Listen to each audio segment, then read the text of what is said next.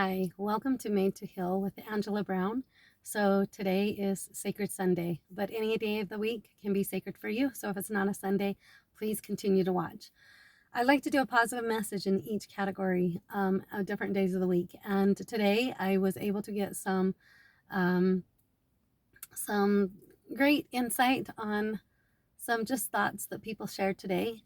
I like to go to church every week. Maybe that's not for everybody, but I am grateful to come together as Christians where there are numbers where we can communicate and unite and just lean on each other for strength. That's what Christ, I know, wants for his church. He wants us to all come together to be edified and strengthened. And so I am grateful for that opportunity each week to come with other like minded people and share ideas. And I'm grateful for that. So here's two ideas because today I want to focus on difference maker. Are you a difference maker? You can be a difference maker. That was a quote. Somebody gave a quote. Somebody came up with this quote with difference maker. I don't have that. But I just thought of that line, difference maker. That is cool. So, and then another thing that was brought up in Sunday school today was the atonement of Christ and how really to fulfill the atonement of Christ is to is when we make changes, when we become the better version of ourselves, that's when we feel joy. Real joy can start creeping in when we are able to work on ourselves. And that right there, I'm like, they go hand in hand, right? That's being a difference maker when we are willing to look at the nitty gritty of every parts of our lives. So being a difference maker, where are you at spiritually, emotionally, mentally, and physically? Are you where you want to be? I hope every one of us can say no, because we're all not there, right? We're not perfect. We all have a lot of things, mucky stuff to go through. So there's always room for improvement. So things that you can ask yourself is like, okay, God, how can I improve spiritually? What is it that might be getting in my way to for my spiritual growth? Am I closing what am I doing to close myself off from allowing that to happen? And what is it I can do, right? What is it I can do to get that a little stronger? And then we can ask it for the emotional, the mental, and our physical state of being. My goodness, there's always room for improvement.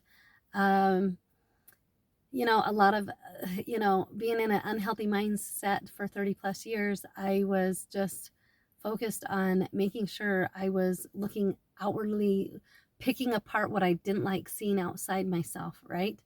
I would walk into a room and I would be like, wow, this room's a mess. And that's all I could focus on was the messy things of life and the things that weren't going good, rather than walking into the situation and saying, oh my goodness, here I am walking into this room, and yes, I can acknowledge it looks like a mess, but focus on what's needful. Like, hey, these kids are having fun, they have been creative, and wow, you guys look like you're happy. What are you doing? And focus on the good of each situation, because that's doing that is going to lift up your energy anyway.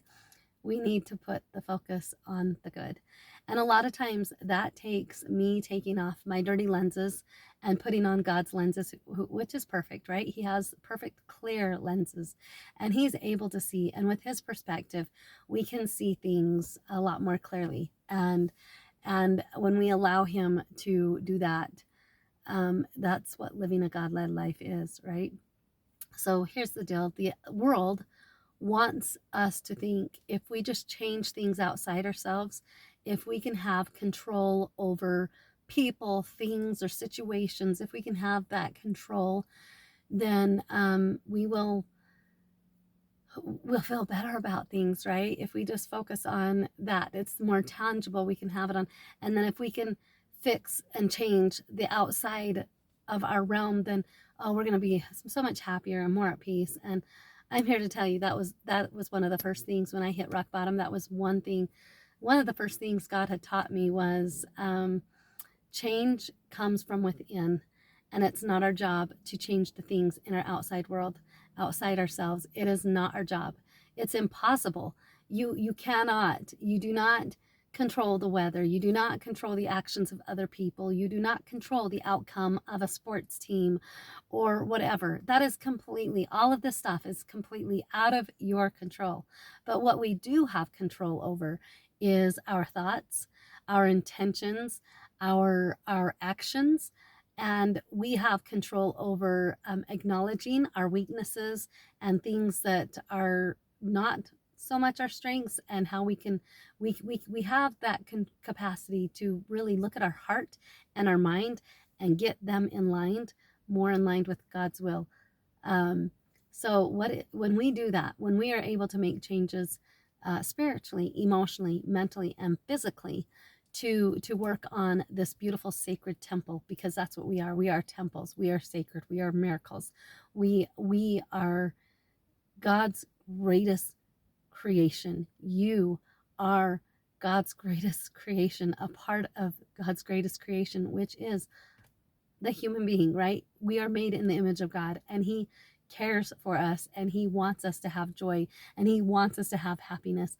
And someone was saying today, in order to utilize the atonement, when we truly understand the atonement, we know that through our actions and through our choices and becoming a better version of ourselves, becoming that better version of ourselves is going to bring the joy. That's where joy is found. It's found within. You cannot find joy and happiness outside yourself in trying to get others to do at your whim and at your beck and your call. That is not it. So joy, true joy, is found with making changes, making the necessary changes, and having that God-led life. And so be a difference maker.